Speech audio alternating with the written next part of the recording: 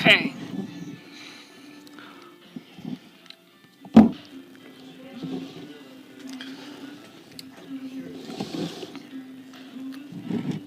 Sure, everything is set. Yes, it is. Yes, it is.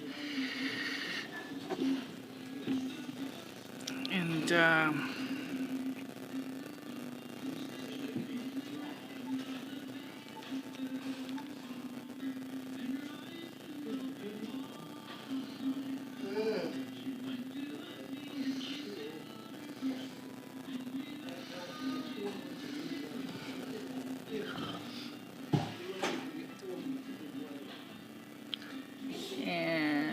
yep. Let's see.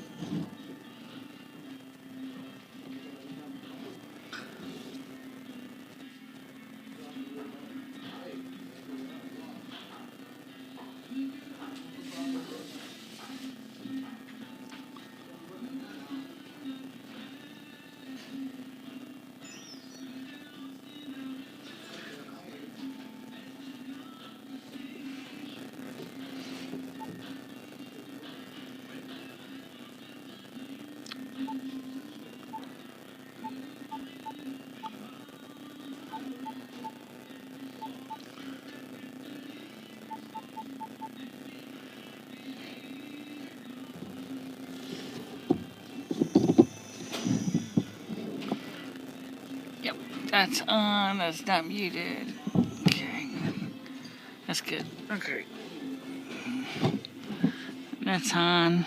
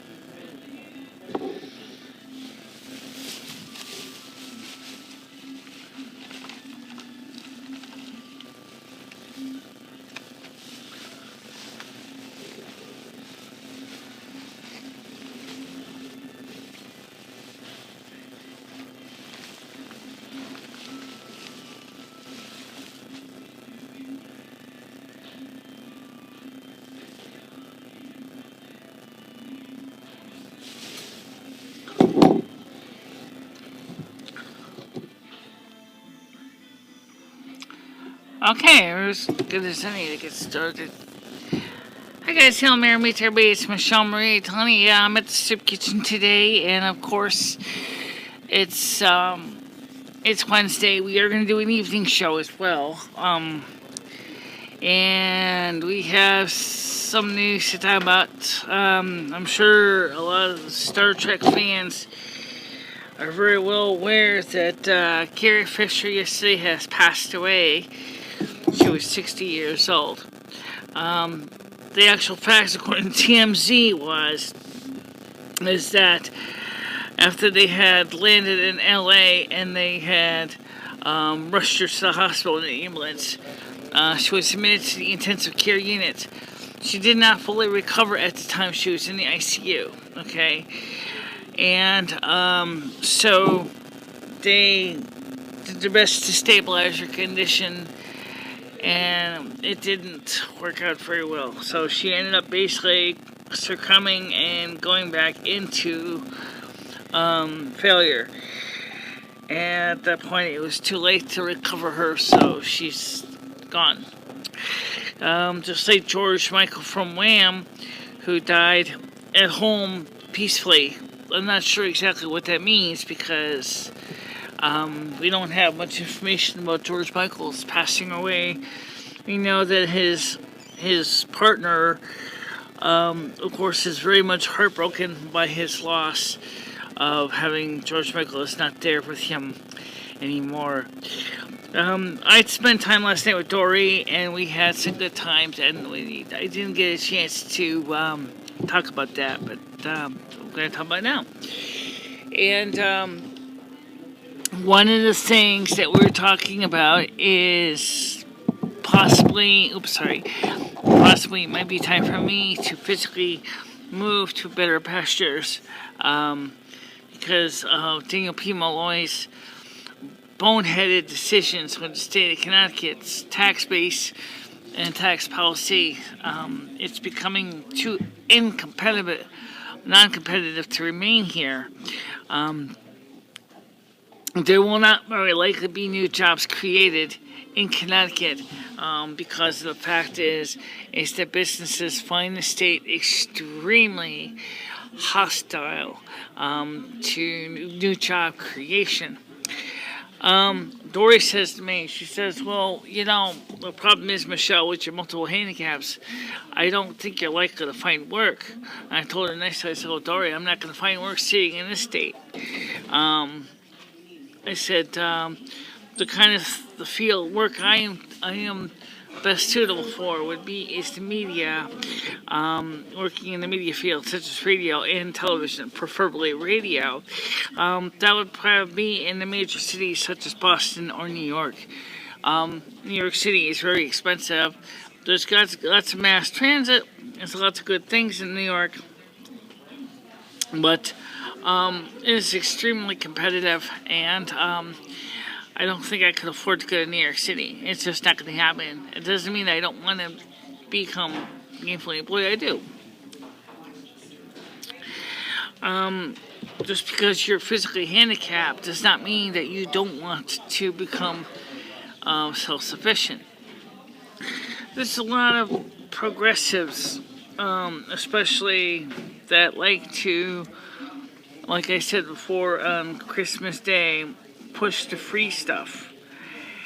And that's really not what the Constitution says. Our Constitution basically says that all men and women, this is actually from the Declaration of in the Declaration of Independence, we observe that all men under the power of God are given the inalienable rights of pursuit, liberty, life, liberty, and the pursuit of happiness, and these are given by God, and they are not removable. This is quite a difference from the many treatments that are going on regarding by progressive movements, and basically making everybody feel like you're nothing more than just a warm body that poops and sleeps. It's just kind of sad because, we want to become self-sufficient. We all have the pursuit of happiness. It's all it's guaranteed to us. It's an inalienable right given by Almighty God. And one of the things is, you want to see how much damage progressivism has done, is take a look at what has happened with the situation with San Francisco. San Francisco, in the last few years, has had a very progressive stance, and I was in Fox News, and one of the things that they'd said is it's gotten pretty bad that there's maps for poop in the streets. You can actually map poop in the streets of human poop in the streets of San Francisco. There's also people peeing and pooping in elevators, and they're making a real mess and causing corrosion and damage to the elevator systems. San Francisco still has one of the most highest rental base, and the average rental is at least, and the average income is about at least $1 million, $1.1 million. This is from Fox News. I have to tell you that I think that is really, really quite amazing to think that somebody is going to pay that much to live in a city that has become so sordid and so dirty and so unhygienic. And one of the things that the Democratic San Francisco government wants to do is have they call the sanctuary cities. They are a sanctuary city. and you can see the kind of damage that has happened to San Francisco because of the sanctuary cities and the very, very liberal government. These are not something that Donald Trump wants to believe in, and I don't blame him. This country was built on laws, like he said in his, his speeches. This country was built upon that we have laws, not necessarily to regulate you to death, but rather to keep, things organized in uniform. Well, I do have a problem with some things, such as trying to criminalize homelessness. I think decriminalization of homelessness is not the right answer. I feel that public evacuation of one's bowels and bladder in a public environment is definitely not acceptable for health and safety, and that should be definitely needs to be kept under control. At least perhaps more public restrooms. For example, let's be honest, if you're gonna poop and pee in the street, okay, could you at least pick up after yourself when you're done, like you do with your dog? I know. Oh, I have to use a pooper scooper after I'm done pooping? Yes. I think that would only be reasonable. But the most important thing here is, regardless, is this is, the progressives are saying is, this is exactly what we want. We want to have such freedom that we allow people to poop and pee in the streets with no ramification and no requirement to pick it up and no need to be sanitary about it. This is totally unacceptable to the well-being of all.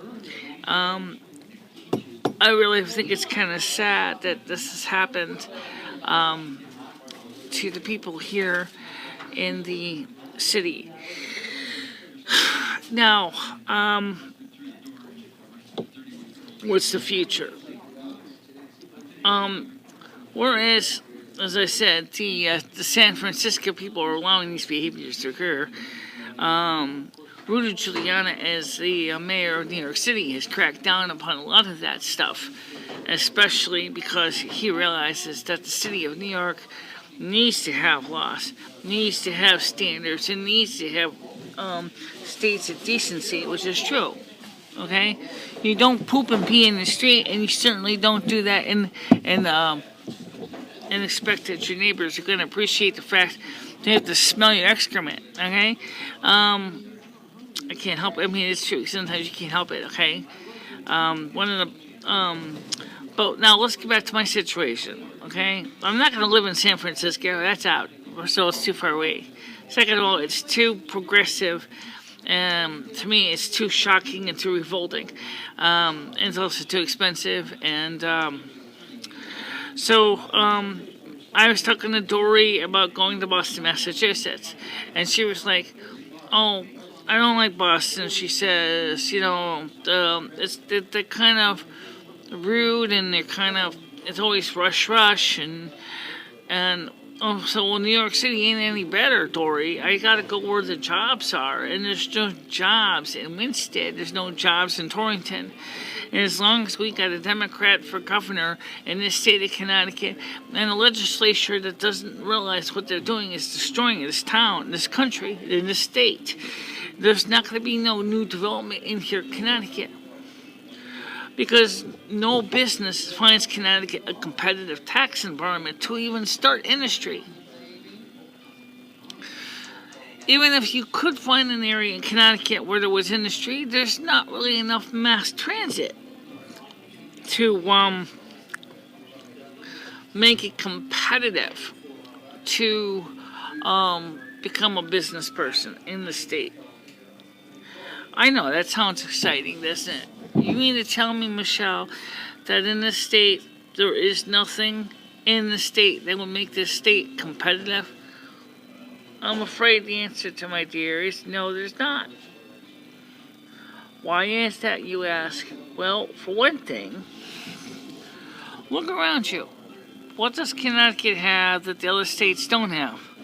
besides high taxes, which they certainly do, a legislature that decides that everybody who drives a car should pay for every mile they drive a car, regardless if it's a family car or business trip. A government that can't seem to keep the city or the state's coffers full of money. We did better under Lowell Weicker in this state than we do under Daniel P. Malloy. But even Lowell Weicker had problems because, first of all, he did a great job. What are you doing? I just want to see what the battery looks like inside. Oh. It's just a standard, battery. I know. It's depleted anyway. Yeah, I know. Well, let's get back to the story. Okay, what I'm trying to say is, Michelle's still picking at it. Yeah, I'm trying to see how this thing is sealed together.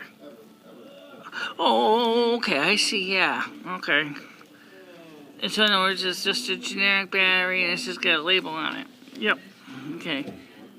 Probably super heavy duty. No, it says alkaline. Okay. But maybe a radio pack alkaline.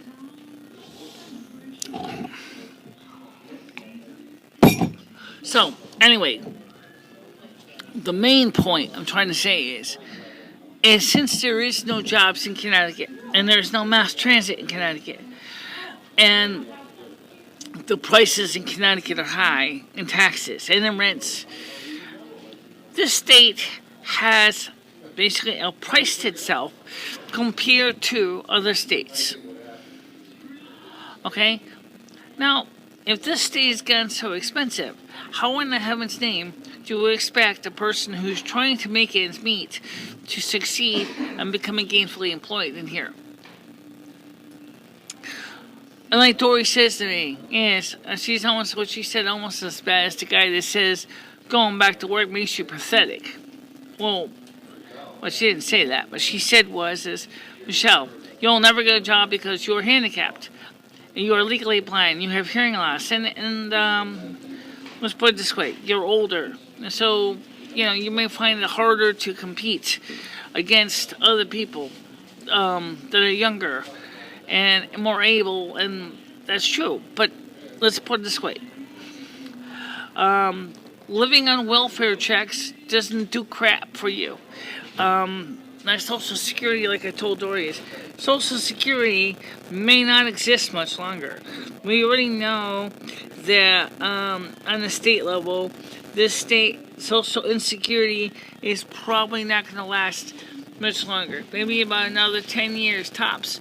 Unless Congress wakes up and decides to refill the Supplemental Security Disability Income Program. If they don't increase and refill the SSDI program as well as the SSI program, which is the Supplemental Security Income Program, there will not be any money for continuing these programs, and they will run out of money. That's why we got so crappy amount of money this month coming up, is because of that reason. Because the program had to try to wrestle with ways to try to find income, and basically still trying to keep them going broke. That's not a very successful program to me. And I have to tell you that as I watch these politicians, and they do it all the time, they always come up with excuses about how they're going to fix the problems, and then they don't know the answer because they're just too stupid. They don't think. That's because thinking is outside of the realm. They got a bunch of lobbyists, and they say things to these people like, oh, well, we want you to do this because this is in the best interest of our people who are paying for your campaign. That's the reason why Donald Trump, from the very beginning, had said, oh, you know what, I'm not going to have any lobbyists. I want to work directly with the American people. That's also the reason why he's not going through the mainstream media. A commentator on the Clinton News Network there, CNN, was saying is because he is using Twitter because he knows that we are going to report what he says from Twitter. Maybe we should stop reporting to what he's saying on Twitter, and then he's going to have to come out and do a press report. Because he's a publish, he likes to, what I say to these people is, do that, and you will hang a noose around your own neck. Because you guys already basically have lost credibility with the American people anyway. So, if you really seriously think the future for you is to stop reporting Donald Trump's tweets on Twitter, and you think that it's going to make him decide to come back to you to give you a press report, boy, you are really misguided. He's not going to do that. If he does, he's going to go to Fox News, which he does support. He's going to go to Infowars.com, and he's going to go to Breitbart. He's going to go to Drudge Report. And, of course, he's going to probably eventually go to MicheleMarieDalene's North American Snow Queen Palace News, and he's going to come out and he's going to listen to us, talk to us. And he's going to share with us on Twitter, and we're going to report what he says on Twitter. And we're going to continue to be the mainstream media. The new mainstream media, the independent media, the ones that are going out there reporting true news, not the fake cockamamie stuff that you guys come up with and say is real news. When sad truth is this mainstream media lately that has been creating all these falsified stories that are not based on truth. So that's just plain suicidal for you. But you know what?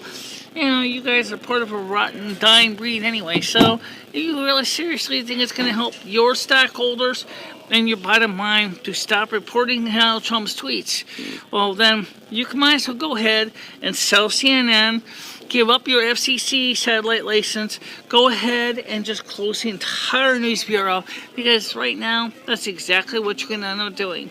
People don't have trust in you. They've lost faith in your work. I'm still doing my best to tell the truth and the whole truth and nothing but the truth, but it doesn't make me perfect either. Okay? But because I do try to report the news as it is. Now, I don't plan to keep doing these live streams here at the Soup Kitchen much in the morning because it really doesn't seem to make much of a difference. Every time I ask people how they feel about them, I never get a response to any of the questions. I gotta let you know, I'm really kind of disheartened because I really love trying to communicate with you and everything. But the sad truth is where are you guys? The sad truth is so many don't really look at the live streams when they're live. They come and they look at the streams after they're live, after they've been recorded, after they've been... but they don't leave too many comments either. So I kind of left with a feeling that I don't know if you guys like them or not, because I have no comments that can prove nor deny what you feel about them. Right. Okay, so what's next in the future? The next in the future? The next in the future is I'm going to try to find a job, and me and Dory were talking about this today, that we're thinking about in a year's time as a moderate long-term goal to for me to consider relocating out of Connecticut. And we're going to research alternative places to go. And she does not like Boston, and of course I know she does not like New York. I know I don't like New York because it's too big and too expensive. And we talked about Ohio, to possibly work for the Chinese auto glass factory, and which is in the old GM plant in Moraine, Ohio. I don't know if that's going to happen either, but the point is that the jobs are out, not necessarily in Winsted. Now it'd be nice if we could find a job that we could do sustainable in Winsted, but that's not going to happen, because as long as the Connecticut is not doing anything positive to encourage companies to return to Connecticut, with favorable business environments, they're not going to come back here. This is one thing the state of Connecticut, this is up to them to do. This is their choice, okay? You either bring the jobs back by making favorable business environments, or you don't, and you watch the entire local economy fail. It's your choice, okay, boys and girls? Nobody else's. No one else is going to save you. No one else is going to make your life better. But if you don't change the situation, if you don't make the world better, if you don't make the environment better, then nobody's going to want to come back, okay? Sorry. It's true. So, tonight, of course, Monique has already said that she will be at the studio. Normally she does on Monday through Friday, or Monday through Wednesday. She spent her time with, of course, on Monday and Tuesday, celebrating Christmas with her family. Her husband came home on Tuesday, so she's been spending time with him on Tuesday. Possibly he may be in the studio too. I don't know. Okay, but the point is that she said to me that I will be here on Wednesday. She confirmed it today. I called her when she called me on the phone. We talked, and so that's the plan. Anything else? Anything else? Well, let's see. It's 10:21. What about the weather? Okay, let's talk about the weather real quick because the weather for the next few days, according to the National Weather Channel, is not really shocking. It's just okay. Right now, it's 3 degrees Celsius. This is mostly cloudy. It feels like -1. Winds in northwest at 25 kilometers per hour. Humidity is at 48%. The UV index is 1, which is low. The dew point is at -6 degrees Celsius. Sunrise this morning was at 7:20 a.m. Sunset tonight will be at 4:29 p.m.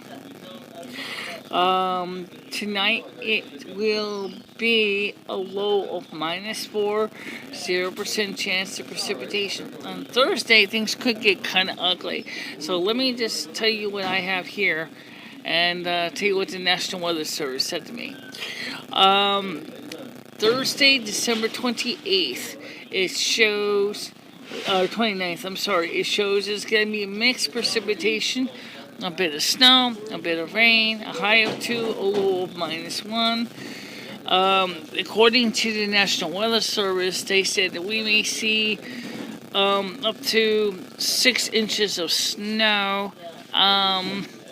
Soup Kitchen more than likely will not be open on Friday based on that, which would be kind of irony because it will be clear. Friday, December 30th, it will be mostly clear, a high of 0, low -7 degrees Celsius.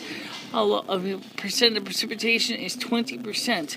On Saturday, New Year's Eve, it'll be a high of, it'll be mostly cloudy, a high of 0, low -2.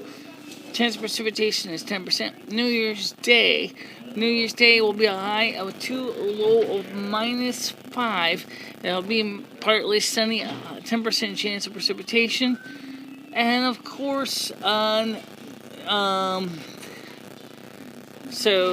and Monday, January 2nd, it'll be a high of 0, a low -2.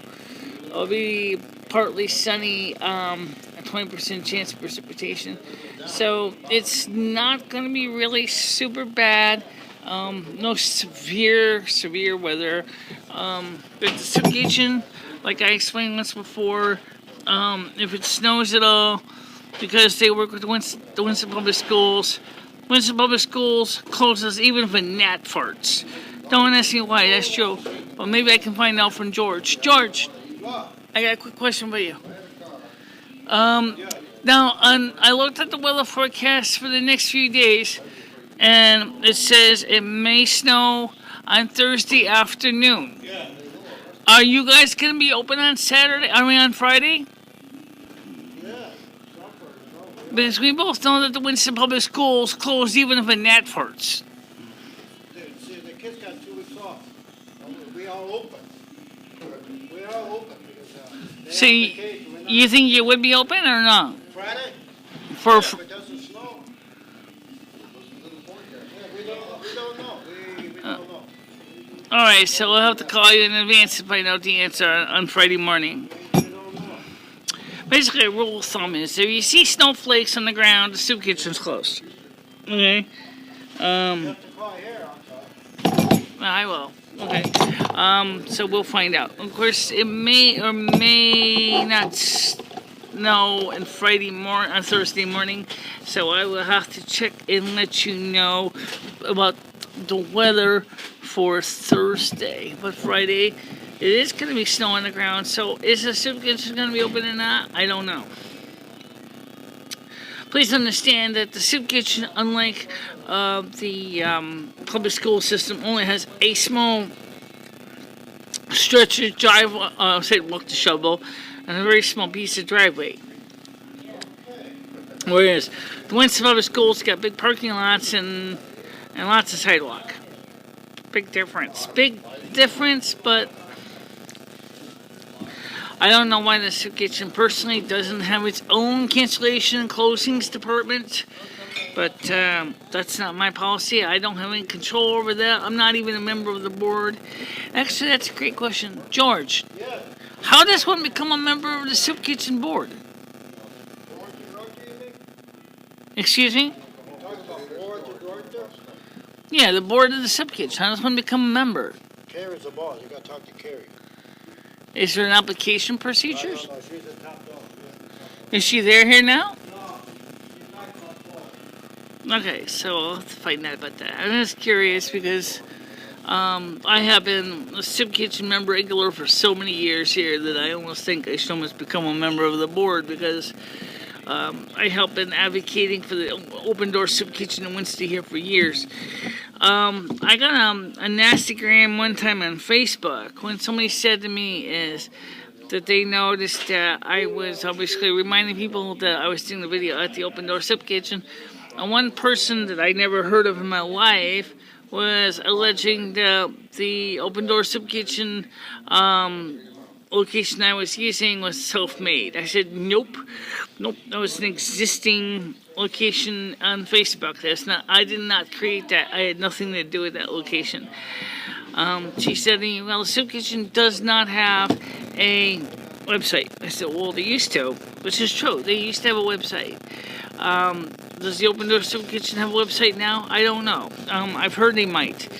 But that was years ago, and it's still being used today. So when you see my mention a location, the Open Door Soup Kitchen in Winston, indeed, that is the address, 160 Main Street. That's the frontage. That's the big picture window that faces Main Street. But you actually come into the soup kitchen in the rear of the building, which is right off of Oak and Walnut. There's a little side street there that brings you to the back of St. James Church, and between St. James and St. Joseph's Church, there's a little road that brings you right to the soup kitchen back door where you come in.